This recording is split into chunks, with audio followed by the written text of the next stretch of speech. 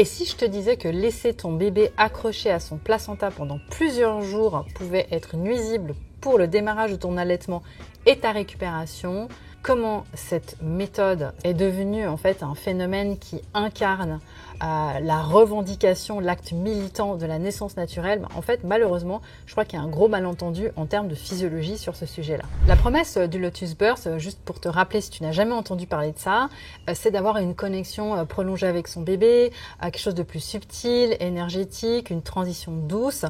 Et en fait, ce qui se passe, c'est que dans les bébés lotus, comme ça s'appelle en français, on va laisser le bébé accroché au placenta et le cordon sécher naturellement pendant des jours. Et on va positionner le placenta dans un petit panier, dans la majorité des cas en osier. Et évidemment, on va essayer de masquer les odeurs avec différentes approches. Et on va se balader avec le panier, le placenta dedans, etc., etc. Cette vidéo, elle n'est pas là pour critiquer les personnes qui décident de faire un placenta lotus pour leur bébé. Elle est là pour apporter un éclairage différent parce qu'il y a beaucoup de malentendus en termes de physiologie.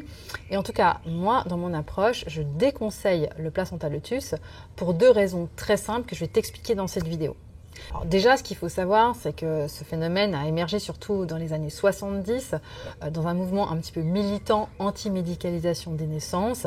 C'est une sage-femme australienne qui est venue avec cette pratique-là. Aujourd'hui, on voit beaucoup de personnes sur Instagram qui postent des vidéos ou des photos de leur bébé lotus. Évidemment, on trouve ça joli, de la lavande séchée, des herbettes, des paniers en osier, tout est très beau avec de jolis filtres. Le problème, c'est que si on regarde ce que font les mammifères et si on connaît la physiologie, on se dit que c'est complètement aberrant. Alors, qu'est-ce que font les autres mammifères ? On le sait depuis des années, les mammifères mangent le placenta. La femelle, une fois qu'elle a mis bas, c'est comme ça qu'on appelle l'accouchement chez les espèces mammifères, elle va dans 95% des cas le manger dans l'heure qui suit. Pourquoi elle va faire ça? Il y a plusieurs raisons. Il y a une approche évidemment physiologique. On sait aujourd'hui, ça a été vu que le fait de consommer le placenta va donner à la femelle beaucoup plus d'énergie, aussi même certaines fois des antalgiques. Ça va lui éviter d'avoir des problématiques au niveau de la production de lait. Ça va aussi créer des comportements plus présents en termes de soins de la progéniture. Tiens, on a même observé des espèces de mammifères dans lesquelles les mâles consommaient le placenta également. Et ce qu'on a observé, étonnant, c'est que les mâles avaient aussi des comportements plus proches de la progéniture, plus maternants.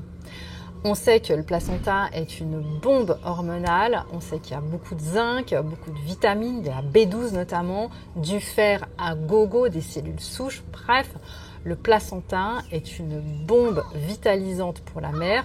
Je l'ai moi-même consommé et aujourd'hui les personnes que j'accompagne le disent toutes, ça évite une fatigue énorme, ça évite d'avoir le baby blues parce que ça lisse la descente hormonale, ça favorise la production de lait et nous sommes aussi nous des mammifères. Pourquoi on échapperait à la règle des mammifères? Parce que tout simplement on marche sur deux pattes. Alors ça, c'est la première des choses que tu ne peux pas faire si tu fais un bébé lotus, c'est que déjà, tu ne pourras pas consommer le placenta. Parce que je rappelle, une des conditions numéro 1 pour consommer le placenta, c'est l'hygiène stricte. Donc déjà, la première chose à comprendre, c'est que de base, tu ne vas pas pouvoir récupérer le placenta comme les autres espèces de mammifères pour pouvoir tout simplement, toi, te régénérer, que ce soit toi dans ton corps, dans ta production de lait, au niveau hormonal et aussi du coup pour en faire bénéficier évidemment ton bébé. Parce que quand maman va bien, bébé va bien.